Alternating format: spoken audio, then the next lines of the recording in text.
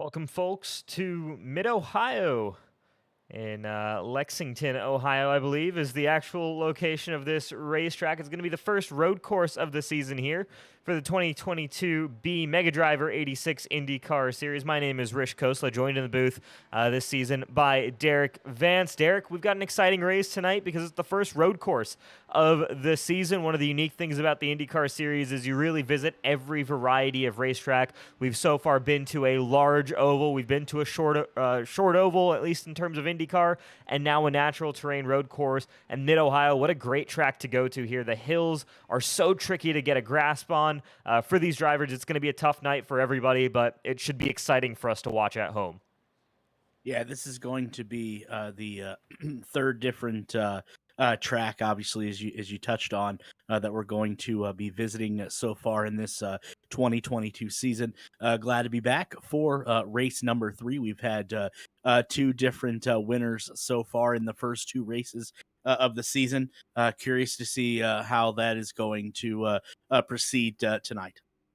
Absolutely. And so one thing you guys will probably notice, and we're going to bring it up right here at the start of this race, is that we don't have our standard graphics package, unfortunately, running into some technical difficulties here with the production side of things. However, don't fret. We will still bring you guys all the action on the racetrack once the drivers get gridded up, and we'll even have some timing and scoring available to you. You get a little bit of an insight as to what we see up here in the booth, and so this is a view of what just a little part of our timing and scoring looks like here. So you'll keep an eye out here, be able to at least follow your favorite drivers. Unfortunately, we won't be able to give you all the same telemetry that we normally get, but hopefully this is still enough to give you guys the information you need as the cars start to grid up here. You said maybe we could see our third race winner of the season. Obviously a different type of racetrack, but Joshua Chin really picking up right where he left off, dominant at New Hampshire Motor Speedway for the Magic Mile 225. And here for Mid-Ohio, puts that 93 car on pole ahead of defending series champ Alex Van de Sant and the driver who finished P2 last week as well. So a lot to look forward to. These two could give us a very good battle up front. Yeah, you're absolutely right. What a dominating performance, if you remember, ever so long ago, a few weeks ago, by Josh Chen, start to finish rather. He was P1. Really strong performance by him, and obviously he has put the rest of the drivers in the field on notice, as you said, putting his number 93 car there, P1. Absolutely, and my apologies. I did say Van de Sant finished P2. It has been a couple of weeks. I did forget he did drop down late in that race to finish 5th. It was Chad Frankenfield who was credited with the second place finish there, so don't want to discredit Chad there, who's starting in 10th position tonight in that number 15 car. Something else that we're going to have to keep an eye out on here today, and we have an image for us available. Unfortunately, again, not quite on our timing and scoring, but it's going to be tire compounds. You know, we haven't gotten a chance to view tire compounds just yet in the oval races, and so we already see a bit of a mixed strategy right here. The top 5 drivers down to Nicholas Sudik starting on the primary black sidewall tires. Then Eric Troiano, the first driver to start on the red sidewall alternates. M. Scott List Ramler is then on primaries, followed by Kevin Burrell starting on alternates. Fody on primaries, Frankenfield on alternates, so a little bit of a mixed grid a little bit further back. So looking forward to seeing how the strategy plays out in this race. That's something else that we're going to have to look at, as drivers are all going to be required to run different tire compounds throughout the race. You have to run each tire compound at least once, so we'll keep an eye out on that. But the drivers are heading through the keyhole here, and we're about to get rolling here for 80 laps at Mid-Ohio. As here we go, Joshua Chin will lead this field to green. He can dictate when they go. He's gone early before on the ovals, but he's waiting, and now finally he hits the loud pedal, catches Alexander Van de Sant off guard, and here they go diving into turn number 3, I believe it is, but turn number 1 for the race, and Joshua Chin leads the way. Yeah, keep in mind this is going to be a 80-lap race, and we're going to go 180 miles at Mid-Ohio Sports Car course here in Lexington, Ohio. So the opening storyline is Joshua Chen going to be as dominant as he was a few weeks ago. Well, I guess you'll have to stay tuned and find out.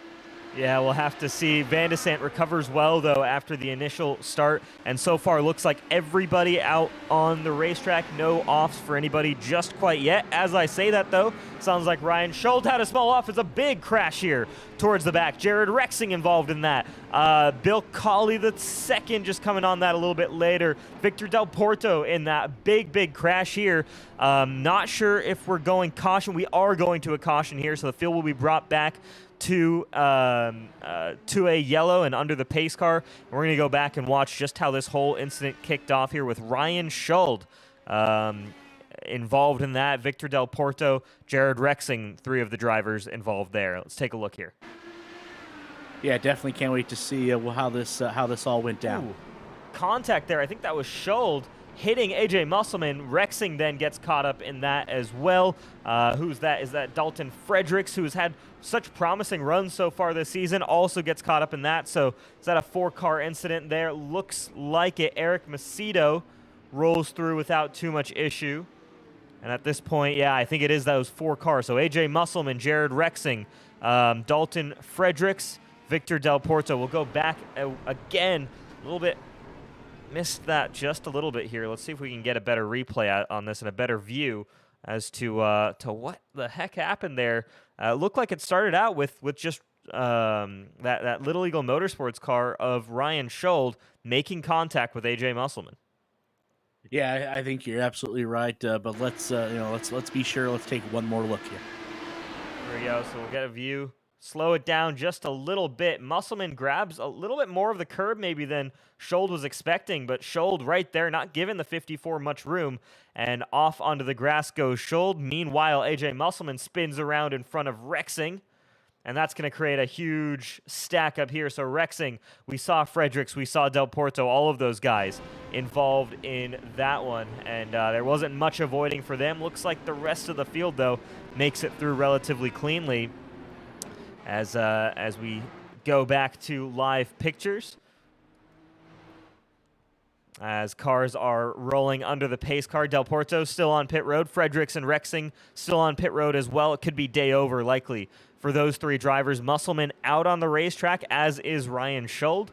So those 2 might have just escaped barely there from that lap 1 incident.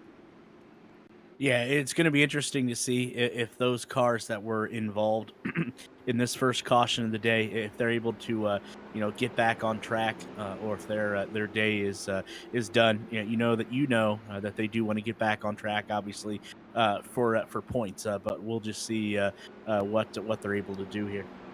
Absolutely. We'll keep you folks updated. We'll scroll through the field every now and then there, but you can see there all the way at the bottom, Jared Rexing, Dalton Fredericks, Victor Del Porto, names grayed out. Means that they are currently not running on the racetrack.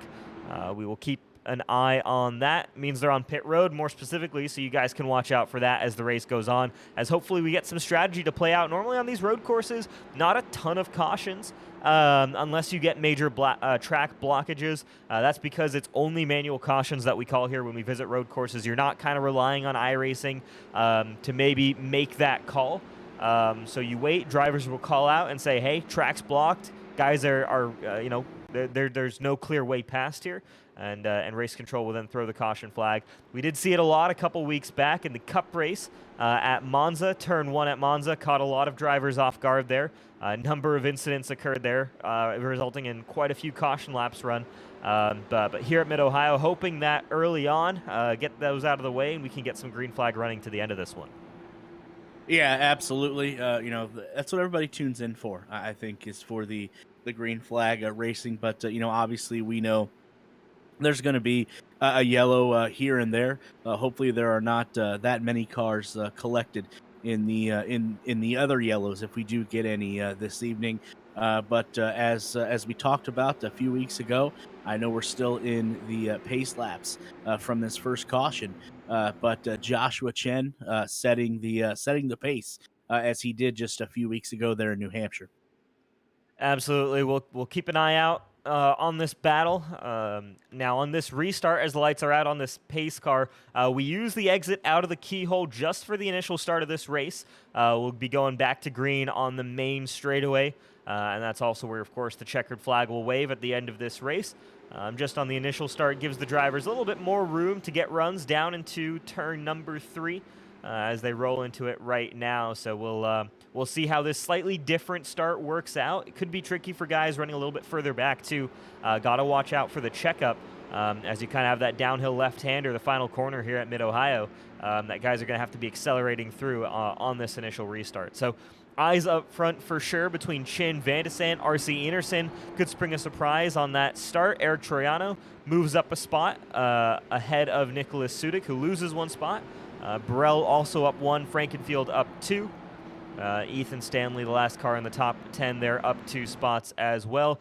M. Scott List Ramler, new driver for this week, down in 17th position. Did come down pit road, swapped over to the primary compound tires. I believe he started on those too, though. So potentially might have actually just gotten, and actually he did just get a little bit of a top up on fuel. So thinking strategy here, maybe thinking 2-stop, 3-stop. I know in real life that's normally a distinction that you can make. I wonder if we're going to see that same strategy play out as we're back to green flag racing here at Mid-Ohio. Lap number 4 underway. Yeah, definitely worth keeping a eye on. Roll of the dice early, and just as we witnessed a few weeks ago at New Hampshire, the restarts where Joshua Chin was absolutely spot on, and again this week, no difference at all either. No difference at all. Great restart there. Good restart for Van de Sant as well, who stays clear of RC Enerson. Meanwhile, Enerson at risk of losing spots to potentially Pinheiro and Troiano. Here looks Troiano to the inside of 3 as we go a little bit further back. Tyler Fody to the inside of Ethan Stanley, defending his position actually there over the 91 car. So far, no significant moves there into turn 3, but that's really going to be your ideal overtaking spot here today, isn't it? Long straightaway building up to it, solidly on the brakes, and kind of good banking on that corner that allows for drivers to maybe even make some moves on the outside work, especially with that kind of chicane. It switches back to the left just afterwards, so you can hold it around the outside. You get the inside for the next corner. So something to keep an eye out for these drivers as well. Could be a great overtaking opportunity here on the racetrack. Yeah, absolutely. You got to take advantage of the passing zones when you can, because they are very few limited here at Mid-Ohio. So I know the drivers are obviously keeping an eye on where they can pass and when they can pass. Absolutely. Everyone clean so far through turns 1 and through the keyhole. Van de Sant then almost a second back from Joshua Chin there early on. Good gap there on this restart from him. Meanwhile, we have an overtake here. Kevin Burrell moves his way past Nicholas Sudik as there's a little bit of a train forming here for behind the driver in 6th position. Sudik now has Chad Frankenfield behind him, Tyler Fody, Ethan Stanley, all caught up right here, and Ryan Schold, who was involved in that earlier wreck, still in this race, very much so in P11 for Little Eagle Racing. And so little group over here of cars. We'll see how the racing goes between these guys. Kind of in these S's in this twisty section here. Not much you can do other than just really close the gaps up. Try to, narrow those gaps up. Give yourself an opportunity for when you get to the straightaways. I don't think there's too many opportunities to go side by side at that portion of the racetrack. Yeah, absolutely. But looking at, like I said, the new graphic we have here on what compound tire these drivers are starting this race out with, are you surprised at all to see the handful, specifically 8 drivers, I do believe, if I counted correctly, that are starting out on the softer red tire? I don't know about surprising. I think there's definitely a valid strategy in terms of, maybe if that caution had happened 10 laps from now, you'd get kind of that alternate tire out of the way. But that's also assuming that potentially it is not the preferred race tire here. For folks who aren't too familiar with the tire compounds in IndyCar, the red sidewall alternate that you see here on the Chad Frankenfield car, those are going to be the softer compound Firestone rubber. So what that normally means is you're going to have a little bit better pace over the course of a lap. Just because it's softer, you're going to get a little bit more grip, but that means it's going to wear down quite a bit quicker. The alternate tires, harder compound, but take a lot longer to wear. Generally, From what I've seen, the primary compound, the black sidewall tires, are going to be a better race tire just purely because you can really extend those into a run. You can focus more on your fuel saving. You're going to obviously give up overall grip, but in race pace, you're not really thinking about that because you have a full tank of fuel anyways. The alternate tire, great for qualifying, maybe not as good in the race, but we could see something a little bit different here where guys may be preferring the alternate tire. So maybe it could be the other way around, right? These guys starting up front on the primaries, trying to get that tire out of the way early and run alternates to the end of this race.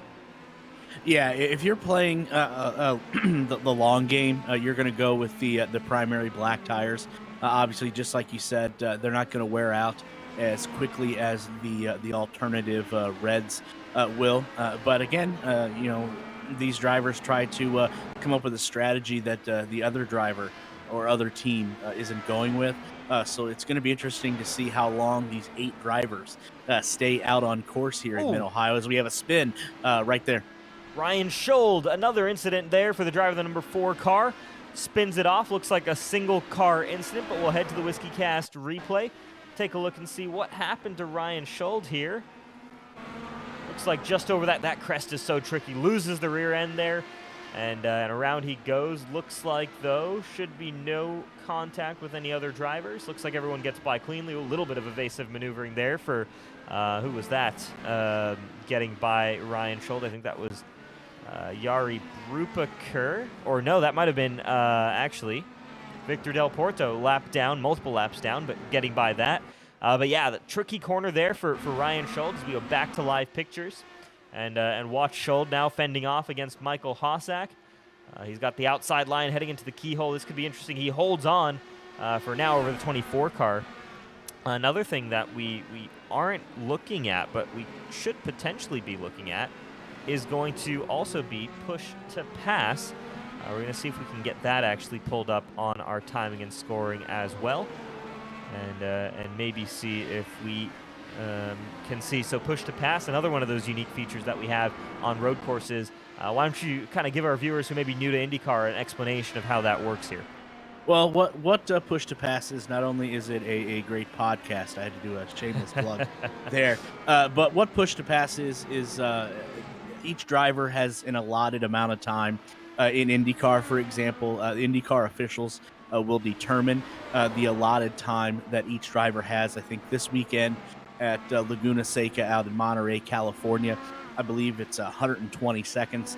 And then every time that is pushed, I believe it is a 20-second burst of extra power, extra horsepower for you to make that overtake in whatever corner, whatever passing zone that you're going in. But they do limit, obviously, in IndyCar, the amount of seconds that you have. But I believe this weekend is 120, and I don't think it's just for the road courses. I believe it's at least for IndyCar, it's any track that they go to during their season. Is that true? Really? I didn't realize they had pushed to pass on ovals. I thought, is that a new rule that they've added? No, I think as long as, as far as I know, I believe it's been, following it as closely as I have this year. I do believe it's been at ovals, short tracks, and road courses all year round. Very interesting. I've been under the impression that it was a road course only thing and road and street course only thing, but I suppose you learn something new every day. Here in iRacing, though, I will say we actually use the old version of push to pass. So I do wish we had the new version. For some reason, we run the old system of you have 10 attempts at push to pass, and it's a fixed interval. I believe, is it 10 seconds it used to be that you would get of this power boost, and you had 10 applications of it throughout the race. So you could choose different times to use it. So use it as a defensive mechanism. A little bit less free than it used to be, which I kind of like the way the current system they use in real life, where, like you said, they have a number of seconds that they're able to choose whenever, and you can turn it off whenever. So you can use it for 2 seconds, or you can use it for 15 seconds, or for however long you need it. Here, unfortunately, in iRacing, from what timing and scoring shows us, you push the button once, you get a 10-second burst of speed, and then you go back to your standard horsepower. Boost goes back down. Yeah, definitely a good tool to have. Obviously, not only in the car, but on the timing and scoring as well. Especially for the announcers, if we have a, close race like we're anticipating today, we can give you how much each driver has left right now. Just looking at the leader, Joshua Chen, he's got nine. He can push his button 9 more times. So that everyone else, another handful of cars have that full 10 seconds or 10 times rather that they can push it. So definitely going to be worth monitoring as this race unfolds. We're already almost to lap 12. We're going to have 80 laps here, and this right now in this first 11 laps, it's the old Aerosmith song, the same old song and dance that we've seen a couple weeks ago at New Hampshire. Joshua Chen dominant at New Hampshire 2 weeks ago, and through the first 12 laps here at Mid Ohio, again, same song, same dance. Absolutely. But yeah, great running up front, but we got a great little battle going on here for the 9th position. Tyler Fode's been fending off Ethan Stanley for quite a few laps now. As they continue to sit nose to tail, kind of on that same push to pass note. Tyler Fode has already used it twice. Ethan Stanley has not used it quite yet, so he has a couple of those available to him, and you can build that advantage and kind of relentlessly go at another driver. So far, he's not using it here, and I thought he had a reasonable run out of the keyhole. That maybe he'd get on the button, but not that time for Ethan Stanley. He might just be waiting right now, waiting for the perfect opportunity, maybe even saving it for later in this race, as we're only running lap 13 of this race so far, 80 laps in this one, so could be useful to save some late if you're defending for position.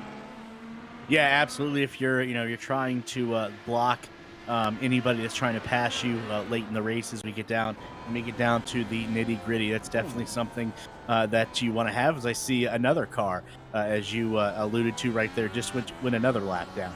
Yeah, that was Bill Colley the second. Just went a lap down there in the number 31 car. We just saw these guys drive straight on by him.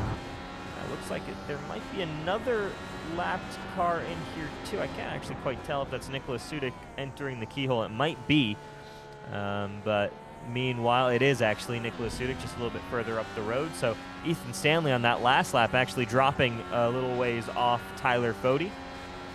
And so Fode a little bit more breathing room as we're watching here on board with Ethan Stanley, and what a lap around Mid-Ohio looks like. And get ready for a roller coaster here as we head through turns 3 and 4, up and over the crest and back downhill. You got to watch that rear end, as you just saw some counter steer for Stanley. You can get on these curbs and be aggressive, and that's what he just went through, that left-hander, one of my favorite corners on the track. But here's probably the trickiest corner, up over that crest. You saw Ryan Schold lose the rear end, but now sweeping right, holding right for as long as you can, hit the apex on the left.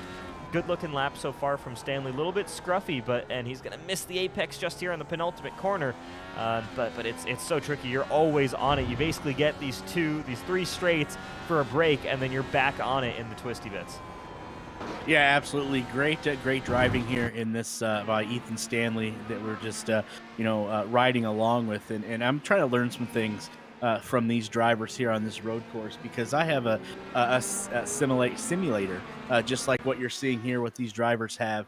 Just got it actually a few weeks ago, and that's my Achilles heel, is road courses. At IMS, at Texas, the speedways, I have no problem. But when it comes to Road America, I know is on there, and then Laguna Seca or WeatherTech Laguna Seca this weekend. I've been practicing a lot there, and I have to get used to on a controller. For people that don't play these race games on a controller, it automatically shifts for you.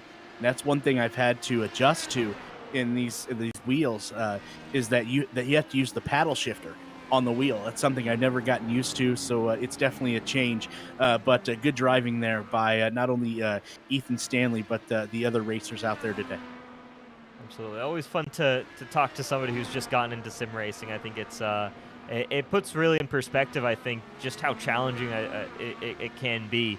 Yeah, that's great insight there, and best of luck moving forward for you with your sim racing stuff, man. That's you're gonna love it once you get the hang of things, and it's gonna be a lot of fun. I've spent a number of hours on the sim in my day, and I do miss it sometimes. But certainly enjoy being up here in the booth and calling these races too. Yeah, definitely enjoying it. I'm just trying to find games that mesh with the driving unit that I have. I started out with Thrustmaster. I know there's more high quality outfits out there, but when you're working on such a fixed budget, you got to make it work. And you know what? I'm really happy with what I put together here through Thrustmaster. So definitely looking at some of the video games. I know I just got F1 2022 in the day for Xbox One. Going to get used to that. And you know what? I may look down the road, not only being up here in the booth, but you know what? You may see me on the track here. That's definitely something that could be in the works as well. That would be awesome. Looking forward to it, man. As battle heating up a little bit here on track, Tyler Fode has ditched Ethan Stanley, now to the tune of 4 seconds behind, and he's chasing down Nicholas Sudik, and he's right there on the gearbox of the 87 car. Both these drivers running the primary tires, so in theory, no major tire advantage one way or the other, unless one of them has been saving a little bit more than the other. And it looks like Fode's been keeping something in the bank so far, as he's been kind of flying these past couple of laps, at least relative to the 2 cars in front of him, Sudik and Frankenfield. The top 6 cars, though, in general, are in an absolute class of their own in terms of just overall pace, as they continue to gap further ahead of 7th on back. But still a great battle going on here. It's pretty spread out up front, but Tyler Fode chasing down Nicholas Sudik here. We'll see as he's getting close in the corners. He's got to get a good exit out of the keyhole, though, if he wants to make a move. Potentially could get a good exit coming off of turn number 1 and really try to dive it in the keyhole, but I think he might have a tough time there, as not too close there. There's no point in getting on the button quite yet for that. I want to see if he can get a good run through this hairpin here. Late on the brakes, but needs to get the exit too for Fode. Maybe not quite there just yet. He's going to need another lap to get closer to the gearbox of the 87 with Nicholas Sudik. Yeah, not much change up at the top there. I know we're still paying attention to it, obviously, but not a lot of change between 1 and 4. Joshua Chen still, as you said, the class of the field so far these first 17 laps. But you know what, I have to say I'm impressed so far with the drivers that are still on those alternate red tires. I was kind of surprised. I was kind of wondering coming in to this race how long those drivers would be able to go on the alternative red tires. You got to think they got to be getting down close to coming in to change those. But so far, so good for those handful of drivers on those alternate red tires. Yeah, absolutely. If you are running a 3-stop or thinking about it, we're getting close to that time here, running lap 19 of 80. So you'd be if you're splitting it evenly between all 3 stints, or excuse me, all 4 stints with a 3-stop, then this would be the perfect time to come down pit road, especially if you're an alternate driver, as Tyler Fode is now on the button, chasing down Nicholas Sudik, as a little bit of a hiccup there. And to the outside for Fode, he's going to try and do the switch back. He's still there, but Sudik covers off the apex. And there's another attempt taken up by Fode on the push to pass. Not able to successfully get by Sudik, but he's certainly putting pressure on the driver, the number 87. But yeah, pit stops could be underway here relatively soon for drivers maybe looking to get rid of whatever tires they're on. But keep an eye out. We could also be seeing guys go towards that 2-stop. That would imply that they're probably going to pit between lap 25 and 30 or so. That should give them kind of 3 relatively evenly spaced stints. So 3-stop window just opened up, probably about 6 or 7 laps away from that 2-stop window opening up. Wonder if guys have the fuel to be able to make it that far. Yeah, definitely going to be worth watching, as they should be coming to pit here relatively soon. But, we are here at Mid-Ohio, and if you ever get the opportunity to come to this amazing facility, amazing track, definitely do so. I know it's highly regarded as one of the tracks on the NTT INDYCAR Series that people love to go to. So if you get the opportunity, not only if it's in INDYCAR or all the other series that run here at Mid Ohio, definitely take full advantage of that, and then walk around and just look at the scenery that is there as well at Lexington, Ohio, Mid Ohio Sports Car Complex. Yeah, great race to go to. Went there last year myself, and yeah, very, very enjoyable race, that one. Watched some of the Indy Lights races there too. That was a ton of fun, and yeah, great facility. Certainly out there. It's a bit of a drive from just about anywhere, but it's worth it. I think the racing has been good. Was standing, I think, right there when Will Power got taken out of the first lap. Which was pretty crazy. I don't think I've ever heard the crunch of carbon fiber before at about 80 miles an hour. So that was a unique experience that they don't quite realize. Is Fody back on the button late though? I don't think he's gonna get close enough. Maybe he will. Not quite. Yeah, watching the racing here. Yeah, if you're into a race that you'll see a lot of crashes.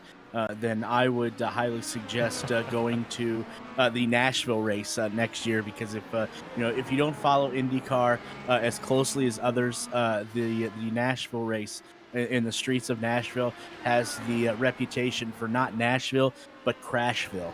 So if you're into seeing a lot of cars wreck, a lot of cars damaged, then I would highly suggest heading to Nashville next year.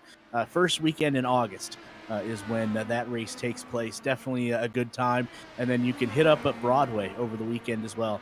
If you are into country music and bars that are close together within walking distance, then you will absolutely love Broadway, downtown Broadway there in Nashville, Tennessee.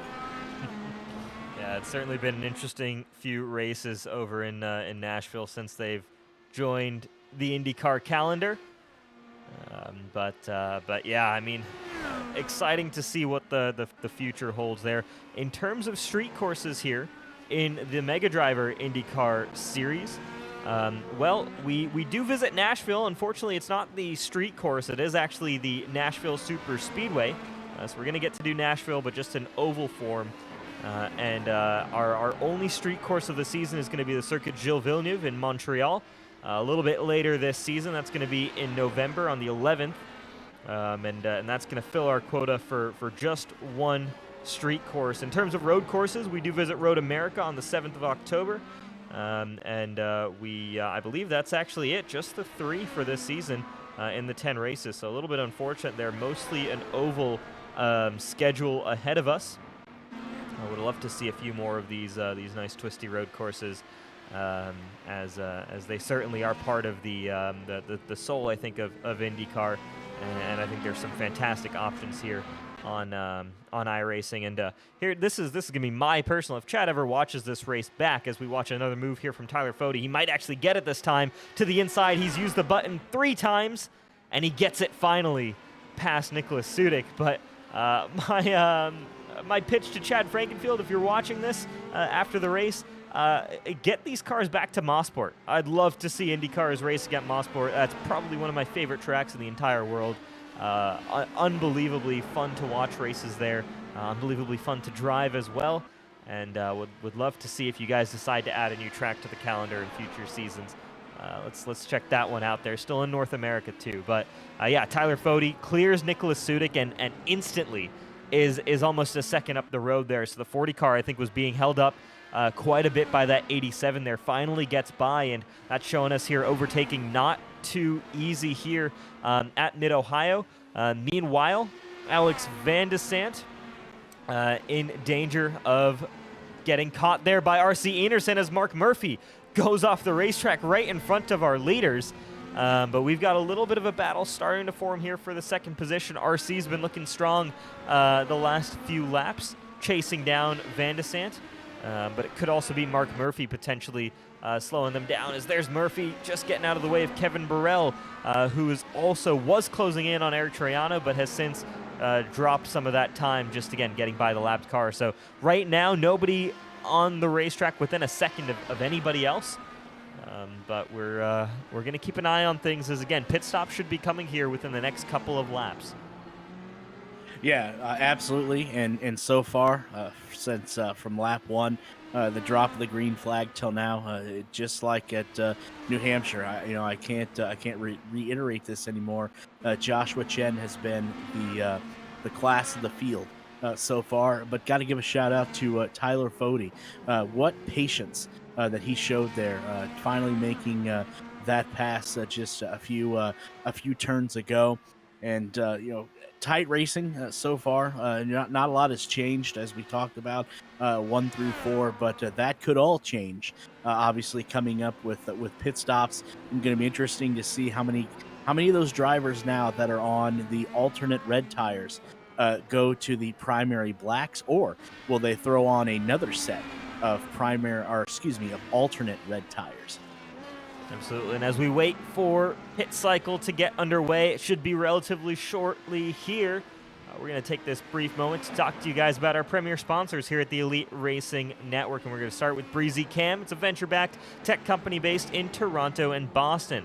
They're on a mission to reimagine the group photo experience, and gone are the days of carrying around a tripod or a selfie stick cumbersomely. They help their customers and users tell better stories about meaningful moments. You can tap into nearby cameras at iconic locations, and today you can find Breezy at well-known sports venues and cultural landmarks around 4 continents. So Breezy Cam all over the place. Check them out. Great to have them on board this season as a premier sponsor. Next up, we're going to bring up TA Services, and for over 36 years, TA Services has been a trusted domestic and international full-service third-party logistics provider offering freight brokerage, managed transportation, warehousing and fulfillment, and cross-border logistics services to shippers around the globe. TA Services moves what matter to you. Finally, Blue Egg Marketing. Blue Egg Marketing, you know the drill already. They're the marketing department for small businesses. Proud sponsor here tonight of Tyler Fode as well as Ryan Schuld. If you're a small business owner, Blue Egg Marketing is your absolute biggest fan. Whatever your constraints are, they help catalyze creativity, and they will help your business punch above its weight class.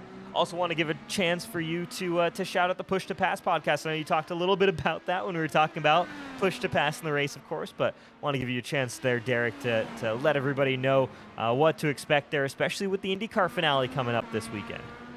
Yeah, absolutely. Just did episode 15 last night.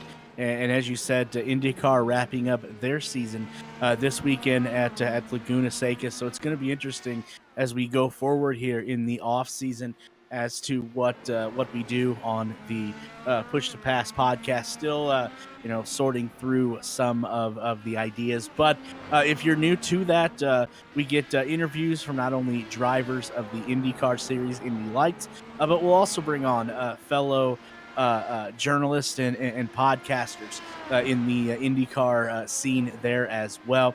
Go check out episode 15 last night, not only wrapping up Portland, the Grand Prix of Portland last weekend, but doing a little bit of a preview as to what you're going to see this weekend at Laguna Seca. And then also to something that I love the feature that we have added to that. We have a feature where, betting has become huge. Sports betting has become huge in the United States and abroad. And now there are certain betting books that will allow you to bet on INDYCAR. So I do have somebody that comes in, he takes a look at the lines when they're released each week. And then also, too, I look at the fantasy aspect of INDYCAR as well. So go check it out if you're interested. Push to Pass podcast, you can find that on Twitter, Facebook, Rumble, and Podbean. Just search Push to Pass. Thanks for that. As we see Tyler Fode on pit road, a number of drivers on Push to Pass putting in green sectors, green lap times, and it seems like we could be seeing pit stops here coming in relatively soon. We'll start with Joshua Chen. Does he decide to dive in? He does. So our leader on pit road, Alex Van de Sant, is he going to dive in? He does. Everybody in on the same lap. RC Enerson. Adriana Pinheiro, however, stays out on the racetrack for another lap, trying to go for that overcut. Eric Troiano, 5th place runner, coming down pit road. Kevin Burrell also coming down pit road. Frankenfield, some ways further back. We'll take a look and see what his decision is strategy-wise. Coming down pit road as well. So bit of a split strategy from some guys as Sudik stays out on the racetrack, as does Pinheiro. Chin just exiting pit road now, as does Van de Sant, as does Enerson. And the race is back on here. Pinheiro currently leads by about 17 seconds, of course, though, yet to come down pit road. And we'll see if that overcut works for him. Chin immediately on the button. He knows he wants to get as much of a gap, build as much of a gap right here as he can, cover off any potential overcut that Pinheiro could get, though I think it could be unlikely with the gap that Pinheiro initially had there to Chin, but just being cautious and smart there. Fast in-lap, fast out-lap there from Joshua Chin. Yeah, absolutely. Obviously he had to relinquish the lead there a little bit, but as you said, Pinheiro still does have to pit. And I think the interesting thing is going to be how many of these drivers, as I mentioned, that are on the red tires are going to go to black. They see the success that Chin has had, the lead that he was able to build up before coming into just get his car serviced. So are those guys going to scrap the red alternate tires and go to the primary black? Yeah, well, Chin decides to stay on the primaries for a second run here. Van de Sant and Enerson, though, making the swap over to the alternates as Sudik comes down pit road. Pinheiro stays out for yet another lap. We'll keep an eye out on when our leader comes down. Ryan Schold also on pit road, getting off his alternate sidewall tires. And it looks like most of the guys who were running the alternates switching over to primaries here. So we'll see now, if what may be the preferred tire. With Chin staying on the primaries for a second run, that makes me think that maybe you run 3 stints of primary and 1 of alternate. But we'll have to see there as Pinheiro finally hits pit road there. He'll relinquish the lead. And it'll be back to our standard running order there. Chin, Van de Sant, Enerson, Troiano, Burrell will be our top 5 in just a moment's time. So it looks like, all these cars coming in around lap 29, lap 30. These cars are going to try to make this a 2-stop race, because if things stay the way they are now and we go caution free, I know that's asking a lot, but if we go caution free rather, it looks like they won't have to pit again until around lap 60 or so, give or take. So we're gonna have about 20 laps to the end here if pit strategy and length stays the way it is.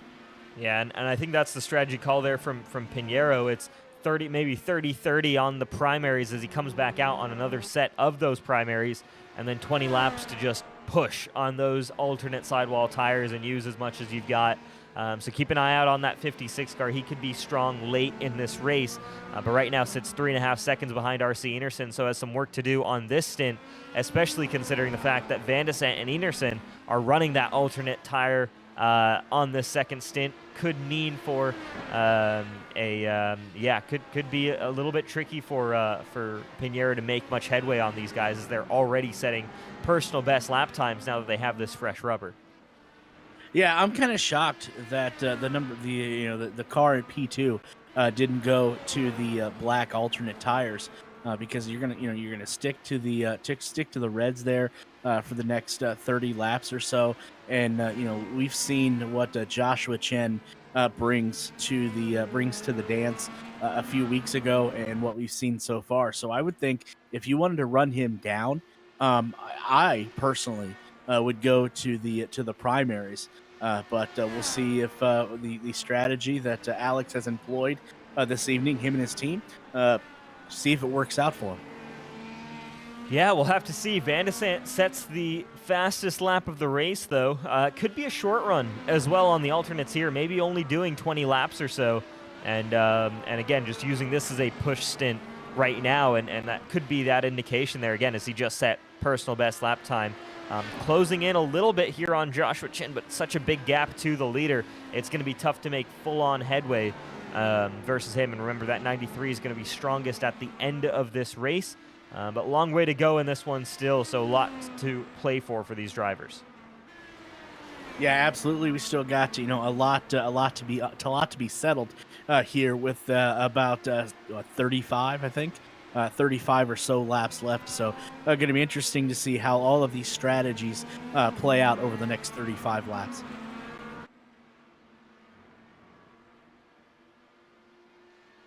So watching Alexander Van de Sant right now, as we look a little bit further back, Tyler Fode has closed the gap significantly to Chad Frankenfield. Fode trying to move up to be in the 7th position. Unfortunately, ahead of Frankenfield, he's got a big gap up to Kevin Burrell, another 9 seconds up the road to 6th place driver Kevin Burrell, who in turn is another 3 seconds behind Eric Troiano. So some big gaps there. But Fode, at least, he sees Chad Frankenfield in his way, and he wants to get by that 15 car. And I think Fode's been one of the faster cars as this race has played out. It looks like, though, it's taken him some time. Didn't seem to have, obviously, the qualifying pace, but was able to dispatch of Sudik. Is now trying to get past Chad Frankenfield here throughout this spread field. He could kind of be this best of the rest here outside of that top 5, top 6. But still a long way to go in this one. Could a caution bring everybody else closer to the 40? Could he still have something for these guys? His best overall lap time still actually some ways off of what the overall best lap times are just in general. He's about a second off the fastest lap time recorded this race, which is pretty significant here in IndyCar. So Van de Sant's 108.68. Looking all that much more impressive. It's really been the three, Chin, Van de Sant, and RC Enerson, have kind of been in a league of their own in terms of overall pace.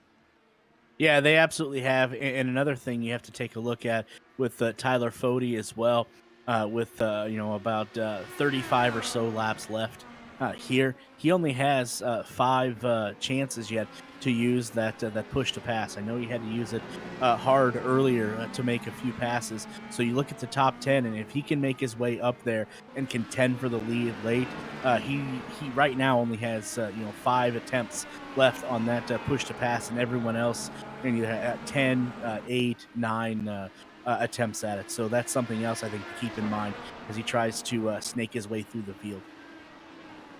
Absolutely. So, battle continues for the 7th position. Frankenfield, Fode, and now Nicholas Sudik was involved there, just dropped off a little bit, but still well within a second of these two drivers in front. And here they go through turn number 1. Fode going to try and set something up once again through the keyhole. That's what you've got to watch out for. You need a good run through here, late on the brakes, carry as much speed as you can, and get a good exit off the corner. He's thereabouts. He's not on the button, though, so he doesn't have enough belief in the run that he has right now on Frankenfield, but he still looks like he's closing in. He's got a good enough draft, but not quite able to get there at the end of the straight. I wonder if push to pass would have helped him on that particular run, but we'll have to wait for another one there from Tyler Fode. Yeah, he's definitely has to conserve that. If he thinks he can run in the top 5 and even catch Chen at some point, he's going to have to conserve that push to pass, and he only has 5 attempts left. Absolutely. So, battles on the racetrack. This is really the only battle we've got going on the racetrack right now. Relatively spread out up front. Van de Sant's cut into the lead by Joshua Chin, down to under 3 seconds, but still fairly significant. RC Enerson, 1.9 seconds behind Van de Sant. Again, we're keeping an eye on those gaps. We'll let you guys know if there's battles happening further up the field. We'd love to bring you action for the lead. But right now, it has been really this battle here for 7th. That's been the closest that we have 3 cars together. Nicholas Sudik, Tyler Fode, Chad Frankenfield. As we're running lap number 36 right now. Once again, apologies, folks, for the graphics issues that we're having tonight. No lap counter at the top of the screen. We will keep you guys updated on how many laps have been run, and we'll let you know as we get closer to each of the milestones there, and keep you updated on gaps as well. Wish we could have that all working for you there, but for sometimes, unfortunately, with the way technology works, it just doesn't always want to behave for us. So apologies for that. Following the battle, then Chad Frankenfield, half a second up on Tyler Fode. And again, we're just kind of seeing this accordion back and forth throughout the lap. where Fode's able to close up through the corners. Generally looks like there may be just a bit more pace in that 40 car than the 15. But Frankenfield very good where it matters on the exits of the tight corners onto the back straightaways. One of Frankenfield's strengths for sure is just getting that car exit speed to be good. But here we go, Fode closer I think than he's been before, but he's waiting. He's not quite on the button yet. He might be waiting for a clear indication that he might have something, or he might be going for it without it. He runs out of racetrack though, as he'll have to wait another lap behind the 15 car of Chad Frankenfield. Yeah, definitely. Props to Tyler Fode for being as patient as he is. But again, he's going to have to conserve his push to pass if he wants to try to run down Joshua Chen and others with just 33 laps to go. How about this, though? This has given Sudik an opportunity to catch up once again, and could he mount a challenge? Remember, Fode took a while to get by Nicholas Sudik, and I think generally what we've been seeing tonight is the difficulty in overtaking. I think the difference in pace that some guys have over one another can be relatively significant, but just not too many opportunities around this racetrack to make passes. Again, into the keyhole here. We haven't seen any passes yet tonight. Normally you would expect that as maybe an option, but down this back straightaway as Nicholas Sudik now on the button. He's going to be attacking Tyler Fode. Watch for that 87 car to look to the inside. There he goes, but he's not close enough this time by. No, he's not. Nicholas is going to have to be a little bit more patient and get Tyler in his sights and then take your shot. Absolutely. So one more lap here in this group of cars. Take a look a little bit further back there. Michael Hossack chasing down Chris Wright. This is outside of the top 10, chasing for 14th position. Chris Wright in that number 16 car on the racetrack, actually showing us 57, so a little bit of a timing glitch there. Apologies. But Michael Hossack trying to chase him down. Right now that gap under a second. The next closest battle we really have on the racetrack, but certainly a little bit further away as they're trying to get they're getting lapped, I believe, by Kevin Burrell. Meanwhile, Frankenfield going to try to defend again here from Tyler Fode. As here they come down the back straightaway again, just not able to get the runs from that 40 car. And same with Sudik, just not able to get the run there off the corner, not able to compete with the traction that Chad Frankenfield's been able to get. But you can see just how quickly through kind of these tight sections, especially on the brakes, Frankenfield noticeably slower on the apex. But if he can hold his line there on the apex, kind of park the car there, there's really nowhere for these other guys to go. So a great defensive driving from Frankenfield, being quick where it matters, and holding the guys up behind him where he just isn't able to quite match what they have. But doing everything right here from the 15 car to hold on to that 7th position. Yeah, he absolutely is.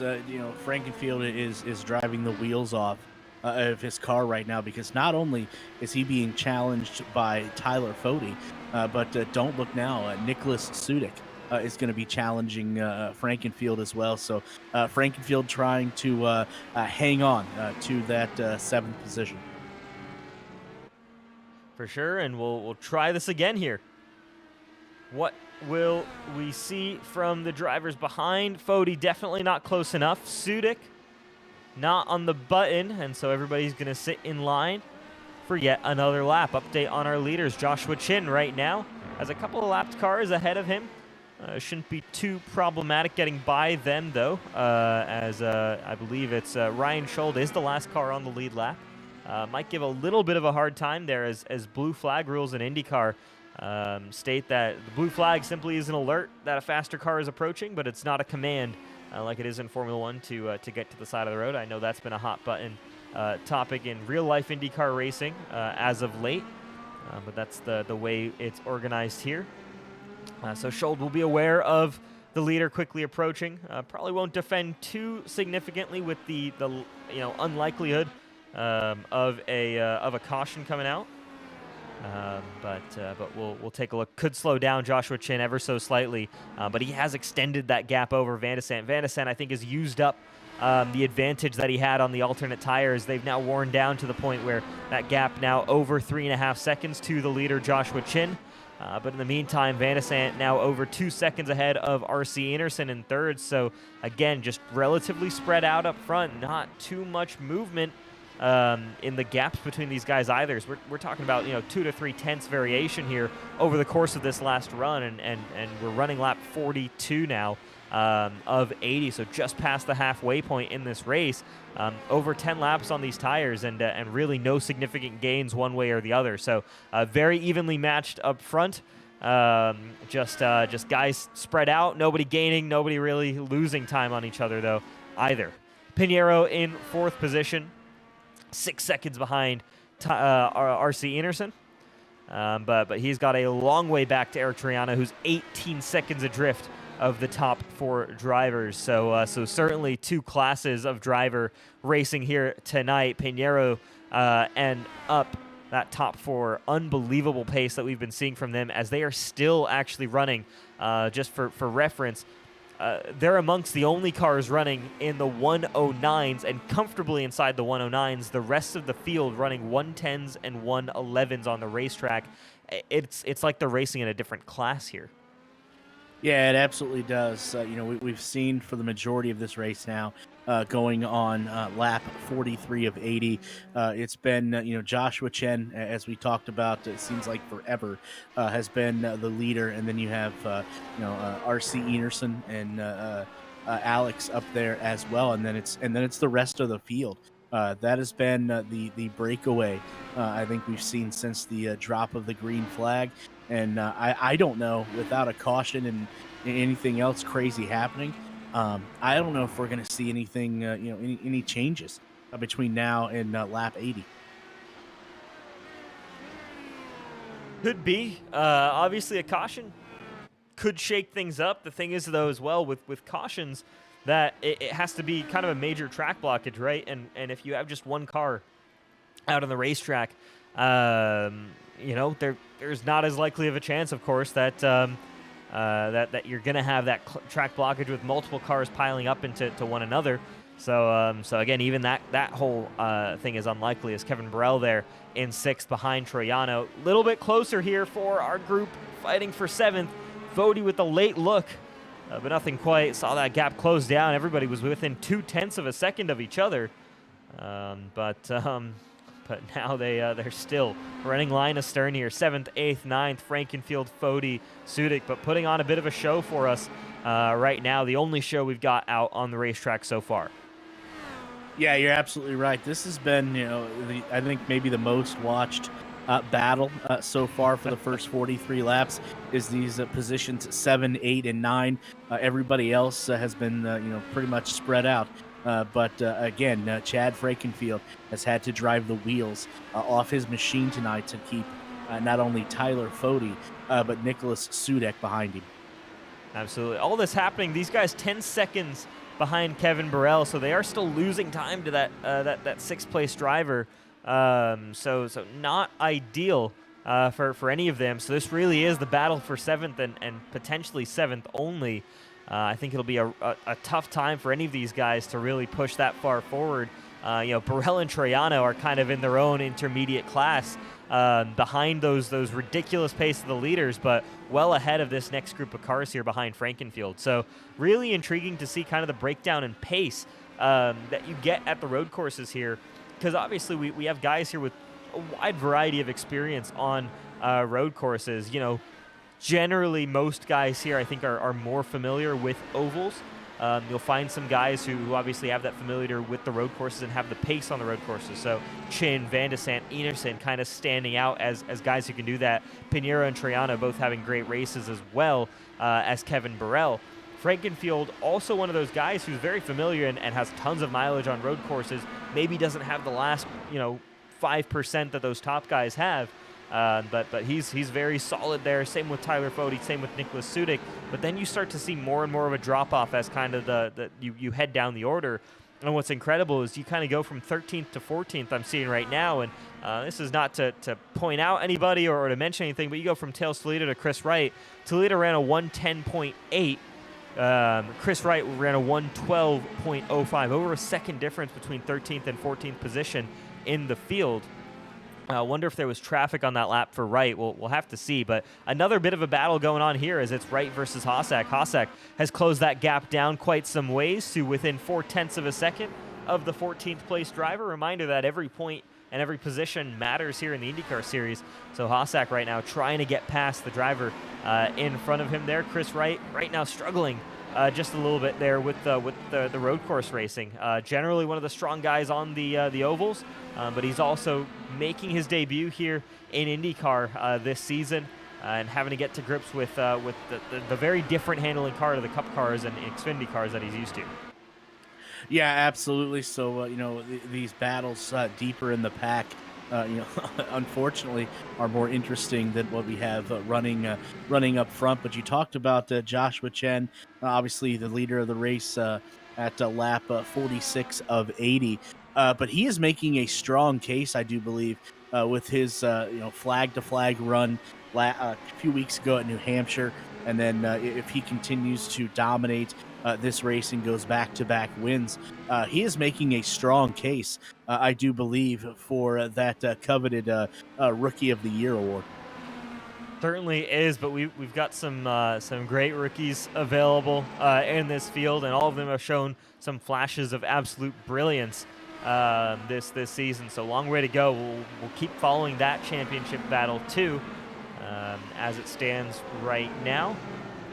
Adriana Pinheiro is the championship leader, but with just 2 races that have been completed, also a drop round included in that, we won't really start to build more of a clear picture until after this round, especially after Homestead Miami Speedway in a couple weeks' time. I think that'll start to give us a clear indication of who's having good runs so far and who isn't. But man, this battle just keeps heating up here. Lapped car of Chris Wright getting in the way right now of Frankenfield. He's trying to clear him and get between or get right between him and Fody, but Chris Wright's just going to get out of the way of both of them. So Frankenfield maybe felt he used a push to pass there for nothing, and now he almost has as few as Tyler Fody. Frankenfield with 4, Fody with 3, Nicholas Sudik just a second behind these guys with 8.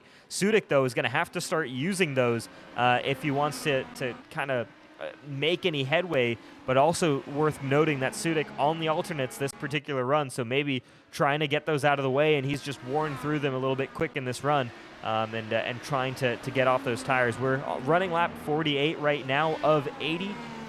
One would expect that if you're running the alternate strategy, maybe getting off those tires around lap 50 or so, lap 50, 55, and giving yourself a reasonably long run there on the primaries, so that you're not really wasting your time on totally worn alternate tires. But we'll see, as Sudik's still struggling to get by the lap car of Chris Wright. We'll see if he can get by here. But it does look like as we talk about another 12 laps or so is when we'll start seeing this last round of pit stops. And you got to think, the cars that are in positions 2 and 3, are they going to stay with those alternate red tires that you talked about, or for the last 20 laps of this shootout could potentially be, are they going to try to go to the primary blacks and see if they get a little bit more speed and maybe even catch Joshua Chen there at the end? Absolutely, that could be the move. Reminder that Chin, though, also has to visit those alternate tires. So we'll see. And something else worth noting is that the tire compound, completely different in terms of its, it's obviously overall composition. Softer compounds means that also it can change the balance of your car. Some guys will be more comfortable potentially on primaries and will want to run 2 stints on the primary. Maybe some guys will like the balance of their car better on alternates, and we'll run 2 stints on alternates. So you could also see that potentially Chin maybe avoiding the alternates because he hasn't been too comfortable on them. As viewers, we can only hope that's the case, as it may give us a closer finish. But of course, he did set pole position on those alternate tires too, so might not be the case there for Joshua Chin. Yeah, definitely going to be interested to see what he goes to, because I do believe, as you just pointed out there, he does need to go to those alternate red tires. Is that going to make his car better, or is it going to make his car worse? Obviously, he used them to get on pole, so subsequently, we think that it's going to make his car better, but that remains to be seen. Absolutely. Battles starting to form throughout the field there as the Fody and Frankenfield battle kind of fading just a bit. Ryan Schold chasing down Ethan Stanley. Stanley had a good start to this race, moved up 2 spots, but kind of stagnated around the 10th position, and that's where he runs right now. Ryan Schold, a couple of incidents early on in the day put him back, but he's fighting forward and is actually still up 2 positions from his starting position. Trying to go up 3 here, getting by Ethan Stanley. A little bit further back as well, Michael Hossack, Chris Wright continue to battle here. This will be a good battle going now for the 13th position.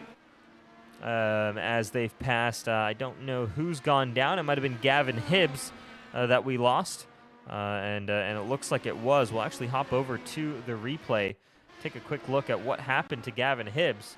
This is the DHL car, actually just pulls it over and decides to call it a day. Interesting to see what issues that he had that he just decided to kind of check out for the day. Yeah, very, very interesting to see there, but one way or the other, Ryan Schold on the button and gets by Ethan Stanley coming out of the keyhole. So there's an overtake there. Now takes over to the 10th position, though 27 seconds up the road to Nicholas Sudik. I'd imagine 10th is likely the best that Schold is going to be able to do today, but grab that position and now kind of bringing that race car home to end this one as we're running lap 51 now. A little bit further up the road there then. Frankenfield, Fody, and Sudik all relatively spread out right now. Update on the lead battle. Chin pulling out that lead still over Van de Sant, now to 5.8 seconds. So I think it's safe to say these alternate tires have seen their best days and they're long gone. Same with RC Enerson. Yeah, he's now 3 seconds behind Van de Sant. Yeah, they obviously have, but yet again, like we said, Chen's got to go to that alternate set maybe for the final 20 laps. Yes, he did use them for his qualifying lap today, but remember, that's 1 lap. That's not 20. So how much is that going to affect Joshua Chen when he does come in and have to go to that set of alternate tires for the last 20 or so laps? Absolutely worth keeping an eye out on, but yeah, Chin putting in ridiculous lap times right now. He just put in a 108.9. That is unbelievable pace there that he's still getting from those primary tires. That is just 0.2 off his fastest lap of the race. There on almost, what are we on? 20 lap old tires? That's ridiculous pace there from Joshua Chin. 25 lap old tires from the 93 car. And 108.92. Unbelievable pace there from the 93. Yeah, absolutely. From start to finish so far. Well, so far he is showing the way for the second week in a row. And I'm going to go out on a limb right now and say, unless something drastic happens here between now and lap 80, he's going to go back to back. And he's going to be, again, not only making a strong case for Rookie of the Year, but he is making a strong case and a strong push after 3 races to being the points leader. Yeah, he certainly is. And yeah, after 3 races, you take the drops into account. If Joshua Chin just has obviously dropped the first race of the season, but 2 wins then on his record, if he's able to pull this one off, would be big. As pit strategy starting to come into effect here a little bit earlier than I would expect here for Tyler Fody. Running lap 52 actually, as he goes down a lap, as crazy as that is to say, to race leader Joshua Chin. So yeah, running lap 52 just now. Trying to get the undercut on Frankenfield and Sudik. So we'll see if that works out for him. But interestingly enough, though, he now has to switch to the alternate strategy, and he's got 30 laps to do, so he actually short pitted on the primaries. So interesting move there from the driver number 40. Yeah, we thought we would start seeing the second round of stops coming in at about lap 60, but Tyler Fode looks like he's going to come up about 7 laps short of that. So, is this a different strategy? Is this a roll of the dice to try to finish in the podium there? We'll wait and see. Yeah, I think what it could be is, Fode, I think, has seen that how important track position is. I think he knows probably better than just about anybody else on this racetrack right now how important track position is. And he's making a play for that. He's going to say, I'm going to have worn tires at the end of this race, but I'm also going to try and put in a good out lap, good in lap, of course, and try to get past Chad Frankenfield on pit rotation. So when that 15 car comes by, could that 40 pass him on the racetrack and give him an opportunity once he's in front? I think this is Fode betting on himself, saying, once I'm in front there of Frankenfield, I'm not going to relinquish that position. But here we go. Chin and Van de Sant both hitting pit road, as R.C. Enerson, though, and Adriano Pinheiro both drive by. But there you go. There's the gap. It's not big to Joshua Chin, and Van de Sant only now coming out of his pit box. And as crazy it is to say, 5th and 6th place Eric Troiano and Kevin Burrell just coming onto pit road as Van de Sant goes off. So there really has been a total separation. Once again, Chin on the button immediately off of pit road and immediately before going on pit road. So he's really factoring in those in and out laps, really favoring them as important, and just trying to get as much extra lap time as he can there to prevent any kind of undercut or overcut. But again, he's got such a gap that I don't think there'd be any threat of that at this point in the race for Chin. I have to say I'm kind of shocked that R.C. Enerson didn't come in when Joshua Chen or Alex Van de Sant came in. That's what I was kind of monitoring when I seen both of those two peel off towards the pits, and I was surprised to see RC stay out there. Curious to see how his strategy plays out with just 25 laps to go. Yeah, but there you just saw it on the racetrack, and that was the play that Tyler Fode was going for. Get the undercut, get the fresher tires, get out in front of Chad Frankenfield, and he does that. He's got a second over the 15 car. 15 has a couple laps fresher tires, but we saw how important track position is, and Fode now has that. Nicholas Sudik staying out long on the alternates. Is he potentially going to try and get the overcut done on these two drivers? He's now going to dive on pit road, but on that most recent lap, actually a really good in lap from Nicholas Sudik. We'll take a look and see if he can stay and jump both of those drivers who just came down pit road. So this is the battle again for 7th that we've been following. So Sudik falls to 7th. Fode ahead of Frankenfield coming through the final couple of corners. Sudik already stationary. He's going to drop off the air jacks now. Where is Tyler Fode? He's on the front straightaway. Where is Nicholas Sudik? We're going to see him just coming off pit road. He's going to come out behind Fode, just behind Frankenfield too, and on cold tires. So Sudik still comes out behind them. He does have fresh tires. He can maybe use that to his advantage, but unfortunately for him, not enough right now as Pinheiro continues to lead, waiting to get an opportunity to go over onto the alternate tires, and he's doing what we thought we might see from drivers here, which is going long on this second stint, running those primaries to the ground and giving yourself the freshest set of alternates to the end. But I think Pinheiro also kind of operating in no man's land, so maybe going for fastest lap, extra point, just to nab that championship-wise. But Pinheiro, unfortunately, I don't know if he's close enough in the race to really be effective to make the strategy work, but I think this is a good strategy that Pinheiro is running if he can keep running these primaries at solid pace. Again, 109.1 is a very solid lap time for almost 30 lap old primary tires. Yeah, absolutely. Pinheiro staying out there, to gain that extra point to lead those laps. But you notice everybody that has came in so far up for their last stint as Joshua Chin regains the lead. What set of tires has everyone gone to? They've gone to the alternative red set of tires. So this is definitely, I think, going to turn into a shootout with about 23 laps to go. Yeah, it could be interesting. The gap just keeps getting bigger, though, up front. 11 seconds between Chin and Van de Sant. I think the battle we could hopefully see is Van de Sant versus Enerson. Enerson, good run there into the keyhole, laid on the brakes, closed up the gap a little bit. And that's the one we should really be paying attention to, 2.4 seconds. So note that down, folks, here on lap 58 of 80. Just over 20 laps to go in this one. RC Enerson 2.2 seconds now behind Van de Sant. Could he make a late charge on these alternate tires? Both of them on the same tire compound, though Enerson pitted 2 laps later than Van de Sant, so fresher tires on board that 50 car. He might be able to get close, but will he be able to make the pass? That could be some action, hopefully, towards the end of this one. Well, the one thing I think Van de Sant has to his advantage, if you look at the push to pass, he still has 10 attempts left on that to RC Enerson's 5. So anytime RC gets close enough to try to overtake him, Van de Sant still has those 10 attempts on push to pass. So that's definitely an ace in the hole for Alex there, so to say. For sure, unless, of course, he's worried about fuel.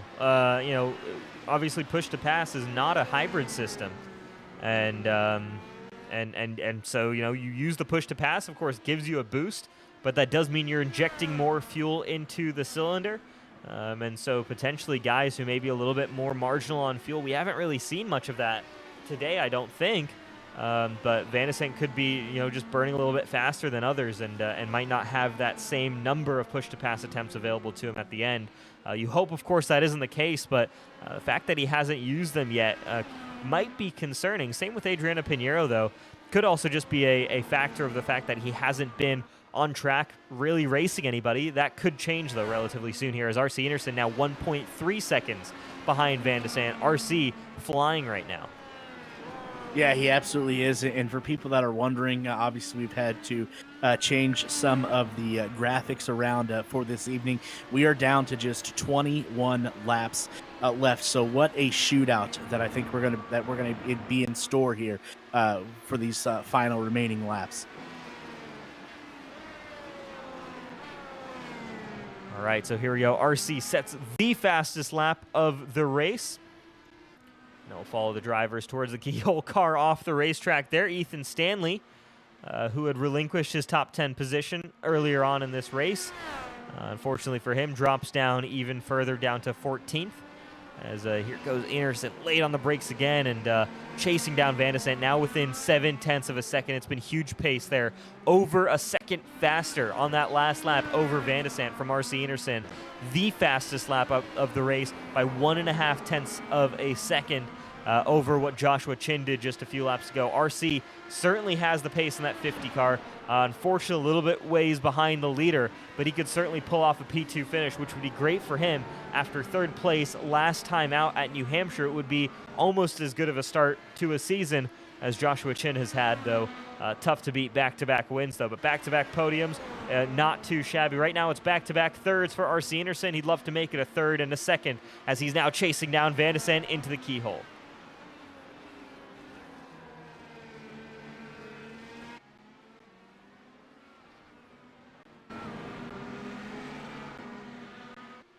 Here they come down the back straightaway. They're both on the button. Van de Sant using the first of those 10 push-to-pass attempts. RC Enerson using 1 to make it 4 more to go to the end of this race here. So Enerson doesn't quite get by the number 1 car that time by, but lap traffic here in the twisty section. Could this give an opportunity to the 50 car? Could it hold up Van de Sant here? Will he get out of the way? I can't quite see who that is in front of them. I don't have our track map available just yet. But here we go. It's the 57 of Chris Wright. Is he going to get out of the way here of these 2 leaders? Fighting it out for 2nd position. So far, not quite yet. He's still on the apex there, and he's going to make life difficult here for RC Enerson and Van de Sant. And they've got to get by here. Van de Sant looks to the inside, still stuck behind Chris Wright. Yeah, they're stuck behind a lap car there of Chris Wright. And you got to think, who is this benefiting the most? Joshua Chen, where he is being able now allowed to extend that lead. As RC Enerson, though, makes the move in the keyhole. So Joshua Chin, yeah, of course, extending the lead, but what a move there for RC. First move we've really seen into the keyhole. We normally see them coming out into turn number 3 like this. They get by the lapped car, but Chris Wright, the perfect pick there to allow RC by, the defending series champion. Battle back on for 7th position too between Frankenfield and Fody, but what a move there. Sorry to interrupt you there, Derik. Oh no, absolutely great move there by RC. But how much did that lap car of Chris Wright affect RC and Alex Vandersand's chances of catching Joshua Chin now with just 18 laps to go? Yes, absolutely. And so now they're going to start that 63rd lap of the race here. Joshua Chin, quarter of a lap ahead of RC Anderson. As Chin is on the button, probably trying to get by lapped cars there, or maybe going for a fast lap attempt, trying to compete with what RC laid down a couple laps ago in the pursuit of Vandesant. Vandesant now thinking about either, I don't know if he has what he needs right now to kind of re-attack RC, but now his eyesight may be going back 5 seconds to Adriano Pinheiro. Could Pinheiro take over this position? Could this be the second race in a row where we've seen Vandesant in a podium position fall out of it just in the closing laps of the race? It would be an absolute shame to see that for the driver of the number 1 car. But on that last lap there, Pinheiro, a second and a half, 1.3 seconds to be exact, faster than Alex Vandesant. Of course, that was the lap that Vandesant got past, so we'll see if that stays consistent. But Pinheiro kind of in a different league now in Vandesant, starting to fall out of this top league of lap time. Yeah, absolutely. Vandesant's got to be looking in his rearview mirror here with just a handful of laps to go, 17 to be exact, because as you see right here on screen, Pinheiro is not making it easy for Vandesant here with just a handful of laps left to go. And as crazy as it might have sounded 20 laps ago, Chad Frankenfield is the first driver out of push to pass in his last attempt there to pass Tyler Fody. He now has to do it all on his own, while Fody still has 3 remaining attempts. Nicholas Sudik with 6 behind Frankenfield. So this battle will favor on, but Frankenfield very vulnerable now and doesn't have the weapons to really attack Fody. Fody has multiple chances if Frankenfield ever gets a run to just nullify that, give himself that extra boost using push to pass. He has 3 chances to do that if Frankenfield gets good exits out of the keyhole or out of any corner really. And Frankenfield's going to have to keep his eye out there for Nicholas Sudik, who has 6 more push-to-pass attempts than the driver of the number 15 car, who has none. 0. It is done for boost there for Chad Frankenfield. Well, not only that, but as you mentioned, Frankenfield's going to have to keep his eye on Nicholas Sudik as well behind him. He has 6 push-to-pass, now 5 push-to-pass attempts left. And Frankenfield, as you mentioned, had 0. So Frankenfield's definitely going to have his hands full with about 16 laps to go. There you saw the graphic on Nicholas Sudik's car. The yellow outline, the green outline, I suppose, on the steering wheel, letting us know and let, of course, the driver know that push to pass is active. Got him close. He had a look in the braking zone, but wasn't quite able to get there. We'll watch on board and follow on board here with Nicholas Sudik, see where he's gaining and maybe losing time to these guys in front. Tyler Fody certainly not pulling away maybe like he expected to from Chad Frankenfield. These 3 have been so evenly matched, I think, throughout this race, and that could also be leading to just the inability for any of them to pass one another. But here we go. We're going to have another attempt. It's such a short lap here, too. 1.08 minutes. As Frankenfield ahead is going to look for it into the keyhole. Is he going to make the move on Fody? Fody defends the inside, and he's going to have a chance to defend using push to pass, but Frankenfield had a look. He had a great run off of turn number 1. He has a good run off of turn number 2. Fody not on the button, though. Sudik is, but it's not enough here, Frankenfield, to get the move done on the 40 car. And same for Sudik, not enough there to get by the 15 car. Yeah, absolutely. We talked about this in the beginning of the race, patience. And I think a lot of the drivers this evening have showed how patient they can be and just bide their time until they get into one of the few passing zones here at Mid-Ohio. Absolutely. So we'll take a look here, very close between these guys. And again, we apologize, folks at home, if you're seeing maybe a little bit too much of the 40 and the 15 car and the 87 car. But they're putting on a show for us, and we're going to enjoy watching it here up in the booth. Again, keeping an eye out on that Van de Sant to Pinheiro gap. It's down to 2.5 seconds from the 5 seconds it was a number of laps ago. Though a little bit more even on lap time this time by between Van de Sant and Pinheiro. We'll see. Never mind. Pinheiro just takes out another 0.7 of a second from Van de Sant. So that battle could be getting much closer here in the coming laps. When Pinheiro's within a second, we'll swap over there to that battle for the final podium position. Meanwhile, the battle for 7th continues on. No push-to-pass use that time by for any of these drivers as they stay in line. Fody, Frankenfield, Sudik. And Ryan Scholl 30 seconds behind this group. And Tails Toledo, the next driver to run out of push-to-pass attempts, running in the 11th position. But again, not really around any other drivers on the racetrack. Really only 2 close battles I can see moving forward in this race. That's going to be this battle for 7th and the upcoming battle for 3rd place, as it's now within 2 seconds for Adriano Pinheiro as we're running lap number 67 of the race. Yeah, we're on lap 67, so we got about 13 left to go. And somebody that I know we talked about a little bit during today's race, but a great top 5 run if he can hang on to it. Kevin Burrell there at position number 5. I know he's ran a great race as a rookie there, but somebody that's awfully quiet has snaked his way through the field. Currently P5, Kevin Burrell. Yeah, very impressive run there as our leader trying to dive through this battle we've been following. That's the extent of the lead that Joshua Chin and these other drivers have over the rest of the field, is that they are now lapping up to 7th position. But yeah, Burrell, one of those rookies in the field that we've been talking about. They've been looking so impressive so far this season. And Burrell, it's really been, Burrell and Troiano, another closer battle on the racetrack here. We'll keep an eye out there as Troiano's been eating away slowly but surely at Burrell for the 5th position. But these two kind of lonely night, I think, for Burrell and Troiano.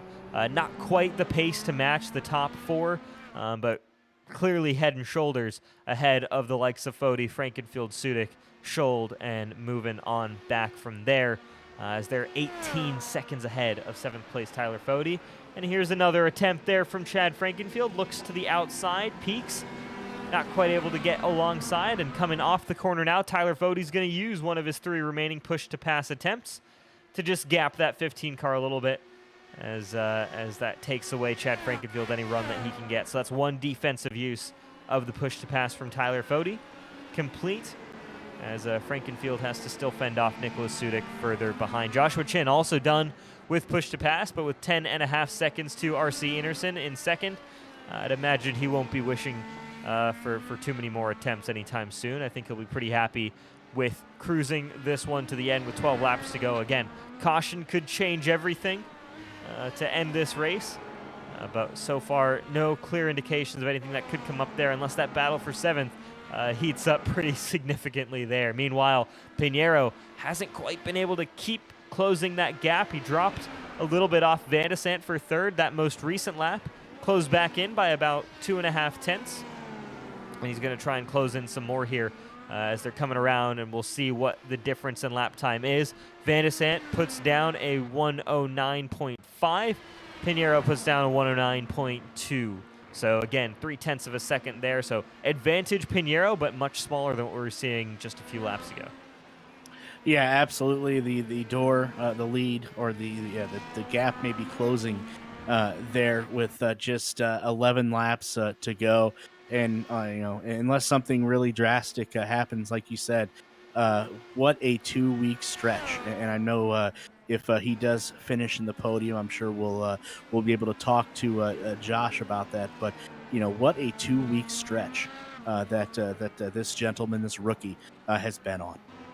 Yeah, absolutely. And he mentioned it when we spoke to him in New Hampshire, that he enjoyed New Hampshire, thought that maybe that was a one-time thing. He knew he'd be competitive, but maybe not that dominant, but comes to Mid-Ohio and shows off the same level of dominance that we saw at New Hampshire. So Yeah, certainly something to be concerned about if you're the rest of this league, with just the pace and the extra injection of pace that he's added. But something I do know is that whenever we've had strong drivers in the past, everybody's been able to meet the challenge there. So Chin looking strong right now, but expect everybody else in the field to get stronger to meet his pace.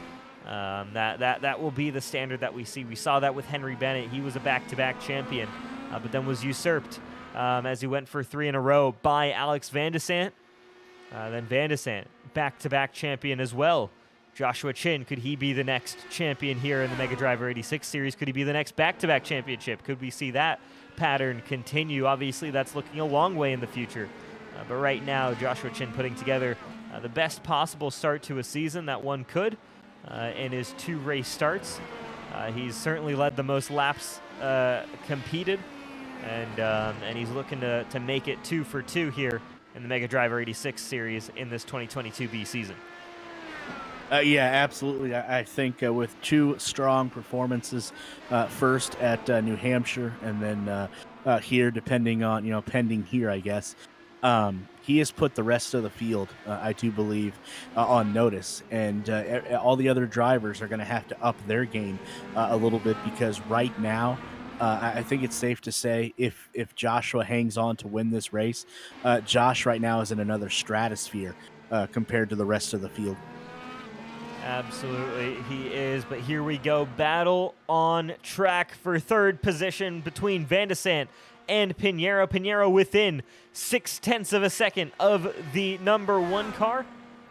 Van de Sant, we got a report that Van de Sant actually went off track a little bit, damaged his front wing, so he's missing front end downforce. That could explain the pace deficit that we've seen from this 1 car. Supposedly it happened just after he came off pit road too. So we did miss that on our cameras, but dealing with a little bit of front-end downforce loss there from Van de Sant, hurting his lap time right now. It's kind of leaving him maybe a little bit of a sitting duck, but the pace advantage that Pinheiro has, only a couple of tenths right now. So is Van de Sant going to be able to hold on, or is he going to relinquish the podium finish to the race winner 4 weeks ago, at Michigan? We'll find out here. Yeah, definitely going to be interesting to watch if Pinheiro can get up to P3. Does he have enough? Is there enough laps left with 8 to catch Joshua Chin and RC Enerson? For sure, RC further 5 seconds up the road from either of these drivers, so potentially running out of laps as we're running lap 73 now of 80. So just 8 laps to go.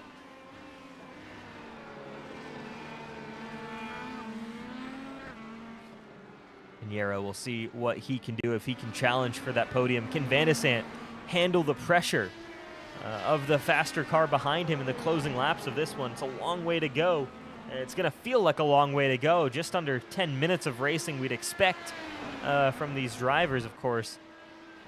But so much can happen in that time frame. And that 56 car looking very strong, and we know, of course, Van de Sant wounded right now. Yeah, absolutely. But I think the one thing that's going to work in Van der Sant's favor is he has those 8 attempts left on the push to pass, and Pinheiro only has 7. Now, obviously, I know it only takes 1 to overpass him, but you got to think Van der Sant's going to be using those up here as he just uses 1. Now they're both at, nope, Van der Sant is at 7 attempts at push to pass, Pinheiro is at 6. Yep, both of them on the button down this straightaway. Van de Sant using to defend, Pinheiro using it to attack, and it cancels each other out, and they stay the same gap away from each other there. Yeah, they absolutely do. We have about 7 laps to go. We're running a 80-lap race here at Mid-Ohio, and it's the it's basically the same story. Just take out New Hampshire and put Mid-Ohio. If Joshua Chin is able to hang on to his lead that he has with just 6 laps left to go. For sure, we'll keep that rolling there. Kevin Burrell using up his last bits of push to pass here. A little bit on his own. He has extended the gap there to 6th place Eric Triano, so consolidating that 5th place position that he's been running all race long, ahead of the 14 car. and comfortably so at this point in the race. So impressive run again from Kevin Burrell. Got to shout him out. And great run as well from Eric Troiano. Again, these top 6 drivers head and shoulders above the rest. Tyler Fode, though, 18 seconds back from Troiano, continues to fend off Chad Frankenfield. This has been a great battle that's been going on all race long. Meanwhile, battle for third still going on the racetrack here. Van de Sant holding on right now, 7/10 up on Adriano Pinheiro. Yeah, it's been the battles in the back in the pack that we've paid attention to for the majority of the race, because up front it's just been a one-man show. But if you were looking for entertainment today, these battles in the back of the pack is where you found your entertainment for today. Absolutely. And here we go. We've got some battles up front, though, especially late here. Mistake from Van de Sant opening up the door for some battles for podium positions. And Pinheiro had a good run off the final corner. Looks like he might have a run here into the keyhole if he can just get it. Braking in time. A little bit of understeer entering the corner. I think that's going to hurt him on the exit. Loses the rear. He's on the button, but so is Van de Sant. And there's just nothing between these two right now, and there's just going to be not enough draft here for Pinheiro to utilize. Again, the front end didn't do what he wanted it to do entering the keyhole, and that kind of hurt his exit, leaving and onto the back straightaway, and just, yeah, unfortunate there for him if he was trying to make the move. Of course, for Van de Sant, he's loving that. He wants to see as much of that as possible. As we have a car off track, rejoins back out away from our race leaders. That was Chad Frankenfield. Oh my gosh, we didn't even see that. We're going to absolutely have to go back and take a look there. Frankenfield, who was chasing down Tyler Fode. What happened here? The driver number 15 car. Could this be over the... No, it wasn't even over the crest. It was... Oh, he does make some contact with the wall, but just taps the grass with his left rear tire. We'll grab one more replay of that. But here we go. Chad Frankenfield over the grass. You'll just see taps the corner there, and that's enough to take away the grip there off your left rear. Yeah, it absolutely was, and you got to think, Joshua Chen had to be the one that held his breath for that, to make sure that Frankenfield was able to get back on the course, because what a chain of events that would have taken place if the yellow had to come out. For sure, yeah. Well, fortunately, no track blockage there. But Frankenfield, who's having such a strong day, fighting for 7th, his day is unfortunately over for him. He should hang on to probably, let's see, should hang on inside the top 13, I want to say. We'll keep an eye out on that. But obviously could have been much more there from the driver who finished second just a few weeks back. Troiano trying a late race charge at Burrell, but still 5 seconds behind. And so that leaves just one battle left out on the racetrack, and that's this one. Van de Sant, Pinheiro, third place on the line, running lap 78 of 80. We are winding down the laps. Joshua Chin just 2.5 laps to go in this one, as Tyler Fode now is able to get out of the way without much concern. And Van de Sant on the button to defend. Pinheiro on the button to attack. Here we go. Yeah, definitely. Let's see what happens here in these final laps, as both these drivers driving the wheels off their car. But it's interesting that as soon as one uses the push to pass, the other one uses the push to pass as well. So they kind of even themselves out there in the long run. Absolutely, yeah. It takes away the advantage that one driver has over another. Of course, that extra horsepower boost. But Pinheiro does still get, obviously, as the fresher tires, the slight pace advantage, downforce advantage especially, and the draft. So he has certain things working in his favor. One thing he doesn't have working in his favor, though, is time, and certainly on the side of Alexander Van de Sant, as we're now running lap 79, and it's half a lap away to the white flag from Joshua Chin. We're going to keep following this battle, though, in the meantime. We'll get back to that 93 car in just a moment, because here we go. Pinheiro through the keyhole again. A little bit of understeer on the entry. Maybe just wants to widen that up. Maybe he's been doing that. But both of them back on the button, and it's just so hard. And the problem as well, though, Pinheiro has one less push to pass than Van de Sant, so Van de Sant has Pinheiro totally covered in the realms of push to pass, as Nicholas Sudik gets passed by Tyler Fody. There was a battle going on there outside the group there. Tyler Fody might have had a little bit of an off track there. He did, and that's allowed Nicholas Sudik to briefly get by, but he didn't that time by, as the white flag does wave. It's the Whiskey Cast last call, final lap of the race for Joshua Chin. And what a performance he's put in his 2 first races here in the Mega Driver 86 series.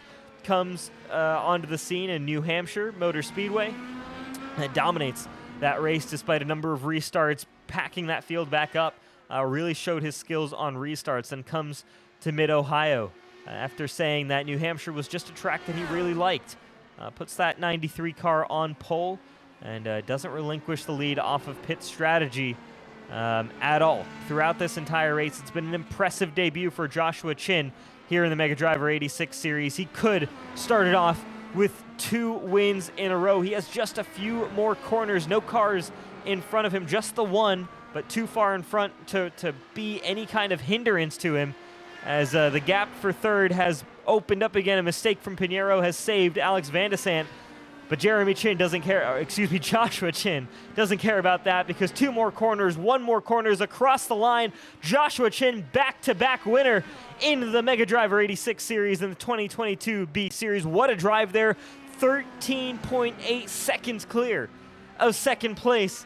And here he is, second place finisher, R.C. Anderson. What a race. He put on back-to-back podium finishes, a 3rd place and a 2nd place. He's going to hope that he can turn that into a win next time out. And Van de Sant holds on under immense pressure from Adriano Pinheiro with a damaged car to finish in 3rd position. Pinheiro 4th, and Kevin Burrell has some ways to go on this lap, 35 seconds behind those top 4 drivers, but he's going to bring that car home P5. Barring any extreme circumstance. He's going to hang on. What a showing there from the rookie. His best finish of the season as well, so congratulations to him. But what a finish, what a race there from Joshua Chin.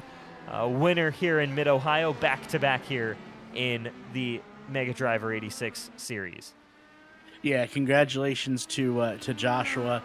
His 2nd win in a row, and the second week in a row where he has had and I stress the dominant car. He had it at New Hampshire, and obviously leading from start to finish. He had it here today as well. Going to be interesting to hear, not only obviously from Joshua, but we'll hear from the other 2 podium winners there as well. R.C. Enerson coming home with a 2nd straight podium as well. And then, as you mentioned, as you see the burnout there in front of you, Alex Van de Sant with a wounded animal. Wounded machine there, so to say, brings his car home in 3rd place. Yeah, for sure, and we'll keep that leaderboard up there for all of you to see. Finishing order at the end of this one. As saw this in New Hampshire, it's the reverse victory lap there from Chin. I wonder if he'll do the full lap at Mid-Ohio. We'll follow that, I guess, and keep that on our screens. He did the full lap at New Hampshire, but he spins it around there on the straightaway towards the keyhole, gets it out onto the grass. Doesn't want to beach it a la Alexander Rossi, but he keeps it rolling, and he's going to enjoy this race victory. We're going to bring in, though, our 3rd place finisher, and back-to-back races where it's been a little bit rough on the finish there for Alex Van de Sant, but grabs the podium there. Immense pressure from Pinheiro, but sounds like dealing with some damage there on the front end this week. Talk us through the race there, Alex. Looked like a straightforward 2-stop. Was it there on the racetrack? And what happened towards the end there with the front wing damage? It was an obvious 2-stop, but you did have to save a decent amount of fuel both stints. That caution at the start helped, of course, and so you're able to push a little more in that first run. I was on the wrong tires in the second stint. Josh pulled away by like 3 or 4 seconds by the end, so that was a mistake. But yeah, then by the end I just ran a little wide in turn 1, caught a cone, and it just bent the front wing somewhere a little bit, and cost me a couple tenths a lap. Fortunately, I was able to hold off Adriano there. It was a really good battle. I was just waiting for him to get that run on me, but with all the traffic, I think it just held him up. And but yeah, happy with how I drove at the start. wish it could have been a bit more clean, getting around some of those lapped cars, but that happens. So, yeah, looking forward to the next one. It's interesting, Alex. You talked about the runs that Adriana would get on you. We were keeping track of the push to pass, and something that we've seen that was quite interesting. That identically, every time you would use the push to pass as a defense mechanism, Adriana would use the push to pass as an advantage mechanism to him. Yeah, I made sure I would have like one extra there. I used, I think, two trying to defend against RC, but I mean, there was no way he was gonna be able stay behind me there. But yeah, made sure I would have one extra, like for the last lap or something, in case he got to run into the keyhole. But um, overall, I was in a position where I could just use one each time on the back straight, and that would uh, the straight line speed from the damage wasn't too bad. It was mostly just in the corners. I had no front end grip. Alex, I wanted to ask you. We got a chance to ask RC last time, as well as Chad, but you as the defending champion 2 times over, coming into this season, what's the response been? Maybe in the driver chat or just from you as well to Joshua Chen and his arrival here on the scene, because back-to-back races, first 2 races here in the Mega Driver 86 series, dominant wins. Sounds like he races with a lot of you guys in the fixed series, but so he may be a more familiar quantity. But what are you guys going to have to do to match that 93? Because he's looked fantastic these first 2 races. Yeah, Josh has years of experience on iRacing and driving the IndyCar. This is only my second year or so now on iRacing, so he's been around for a long time. He knows what he's doing, and he's very, very fast. He's been extremely competitive in Lionheart this year. See him pretty often in the Indy Open Series as well on Monday nights. So yeah, he's going to be very tough to beat. I think I'll be able to match him. I just need to put the strategy together a bit more, and keep a clean car at the end of these races too, and that'll give me a much better chance. Alex, before we let you go, curiosity, Josh, the way he's ran the last 2 times, has he put the rest of the field on notice? Oh, for sure. I mean, 2 wins in a row, like that's puts him in a great spot going into this, like at the start of the season. So that gap is going to be hard to overcome, especially since I mean I'm not matching him at all. I haven't gotten second place. I missed the first race of the season, so yeah, definitely got some work to do. But I think with with some time and a bit more luck, I'll be able to match him in some of these races. All right, Alex. Well, you're already familiar with the drill. We want to give you this chance to make some shout outs here on the air while we have you. Yeah, just big thanks to everybody at Powerslide Motorsports, as well as Fopsy iRacing Paints and 4D Simware. All right. Congratulations. First podium of the season. Hopefully many more coming your way as you start your title defense and go for number 3. Best of luck moving forward there, Alex. Thanks, guys. All right, Alex Van de Sant there. 3rd place finish. Tricky night there for the driver of the number 1 car, defending series champion, but trending in the right direction for sure. We're going to bring in RC Anderson. 2 weeks ago, finished 3rd. This week, finishing 2nd. Should we be expecting a win there from you then in Nashville, RC, in 2 weeks' time? I mean, I hope so. I mean, Josh was really quick. Nobody could really touch him in New Hampshire. So he's really, really good in the IndyCar. I think I need to practice a little more for the ovals. But yeah, it was a pretty good race. I think I was on the right strategy. I think Alexander should have not pitted with Joshua. Maybe stayed out a little bit. Then he had to save so much fuel. So I think that was the only reason I was able to get back by. Is just I didn't have to save fuel in the 3rd stint. RC, you talked about how dominant Joshua was this evening. Looking back, is there anything strategy wise that you could have done differently, or was Josh just in a different zone tonight? Yeah, I think he's just in a different zone tonight. I mean, he was solidly two to 3 tenths quicker than everybody every lap.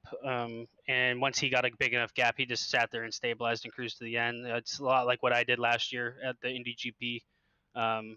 There's just some tracks click with you, and Mid Ohio clicks with him. And yeah, me and Alex tried our best to try and do something with the strategy, trying to see if we could catch. I think he had to save a little bit of fuel there at the end too, so I was hoping that I could run map 1 and maybe try to cut that gap down. But once you get enough fuel and switched her back into map one, there it's just the gap just stabilized. He'd slightly tick away about a tenth a lap on me.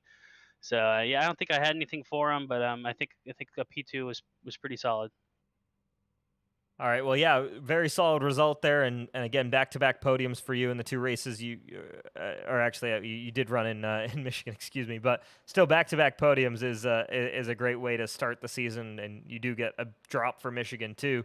So good start to the season there, and of course, want to give you the chance to make some shout-outs on the air. Yeah, of course. Thank you to you guys up here in the booth, Chad, who runs the league. Again, I say this every interview, but I love doing these. It's a lot of fun in the off nights to be able to race and do what I love the most. I don't know why my paint's not working sometimes. It's like it won't run the custom number for me, so it keeps showing up in my Lucas Oil School of Racing paint. But my other paint, which I think might have worked at Michigan, but Rayco Machine and Engineering Group, they're on every single one of my cars for all of the Elite Series, and they've been awesome to have me have a different scheme than I had the past 4 years or whatever it was, 4 seasons. Yeah, thanks guys. Awesome. Congratulations again, RC. Looking forward to speaking with you some more. All right, and then we'll bring in for the second consecutive week here, or second consecutive race at least, Joshua Chin. Josh, just incredible pace today, of course. Talk us through, I guess expectations coming into this. Obviously, you had the great run at New Hampshire. Were you expecting to be just as good here at Mid-Ohio, or did that come as a bit of a shock to you, after qualifying? I figured I'd have some pace. I didn't really know if I'd be the guy that was the fastest, but I guess it worked out pretty well for me. I figured Alex and RC and Adriano were all going to be pretty stiff competition, and proved to be the case. Thankfully, the second stint on tires worked out really well. Most everyone went to alternates, and I stayed on primaries, and the end of the stint was half a second faster a lap, and they weren't able to make up the ground early on, and that kind of bought me enough margin to just pull away through that final stint. And then Alex had damage after the pit stop that kind of sealed it up. Josh, the last two races, you have been so dominant. Basically, is your moniker lately anytime, anywhere? I guess so. For a while, I kind of had a reputation of being fast and throwing it away, and the last probably 2-3 months, it's all kind of come together, and races have been a lot more consistent. So I guess it's back to old ways, but yeah, the consistency has been nice. It's the biggest thing I've been lacking for a while, and ever since probably the end of May, it's just all kind of come together in most races. And even if it's not a win, it's a solid top 5 and just a good solid day. Question for you, Josh, just kind of going back to the strategy calls that you made. You were one of the only drivers that we really saw run 2 stints of primary and 1 stint of alternate. While most drivers chose to go 2 stints alternates and one of the primaries, is there some reason you preferred the primary on that second stint there, versus the red sidewall tires there? Was the balance better there for you, or just the longevity of the tire? So originally, without that first lap caution, it would have been a save to get 2 stops instead of 3, and so I was going to figure on primary alternate, and the caution kind of threw it out the window. But the tires felt really good through that first stint, and they never really fell off. Someone, I think Eric, was on reds during that first stint and kind of used them as a benchmark of how the fall off was going. And when I saw what was going on with him, I figured staying on primaries for the second stint was going to actually work out pretty well. I didn't know if it was going to be faster the way it was. I think it ended up being about 2-3 seconds faster during that second stint, and it kind of got me the gap I needed. But at the time, it kind of looked like the wrong call up until probably about 10 laps in the stint, and then I started kind of matching Alex and RC and all them on lap time, and then after that it swung the other way and I was able to pull, but I wasn't expecting it.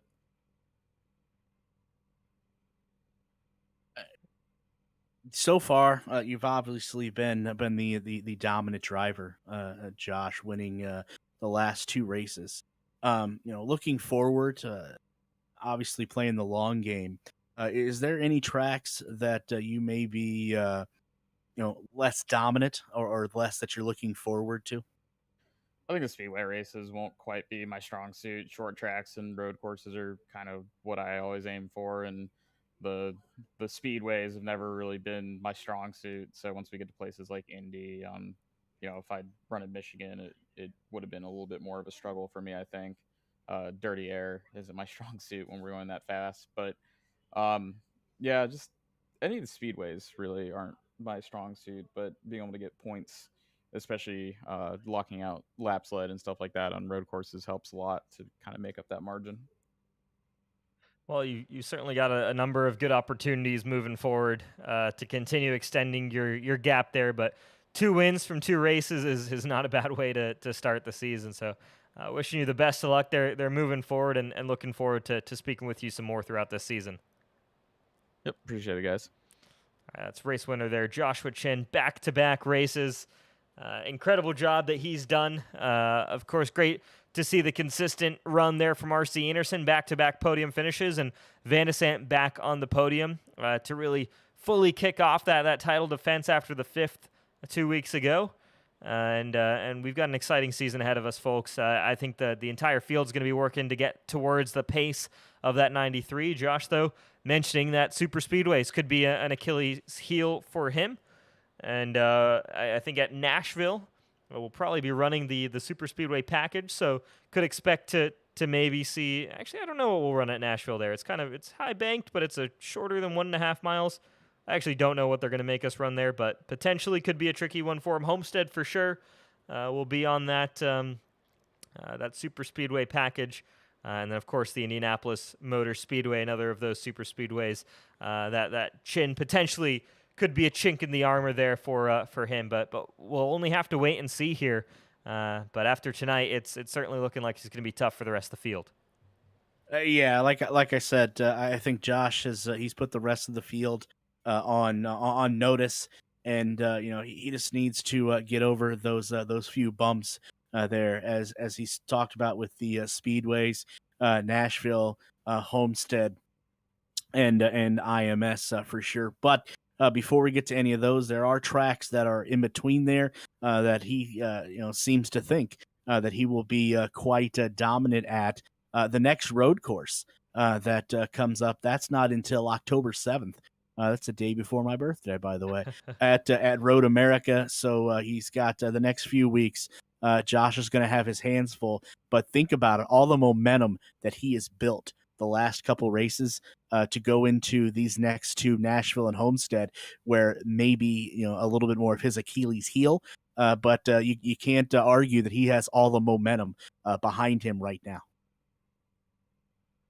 For sure. Lots to look forward to in this 2022 B season, so make sure you folks at home are subscribed here to the Elite Racing Network because you're going to get all the action coming at you fast and furious here, not just in the INDYCAR Series, but also in Cup, in Xfinity, in Trucks, and Formula One, running all season long, all the way through the end of 2022. So keep an eye out there here on the Elite Racing Network. But I think that's going to be it for tonight from Mid-Ohio. Apologies once again for some of the graphical issues we had. We'll be back to normal programming hopefully in 2 weeks' time when we visit Nashville Superspeedway for round number 4 of this 2022 B Mega Driver 86 INDYCAR Series. I've been Khosla, joined tonight by Derik, Vance. Thank you all so much for tuning in, and we'll see you all next time.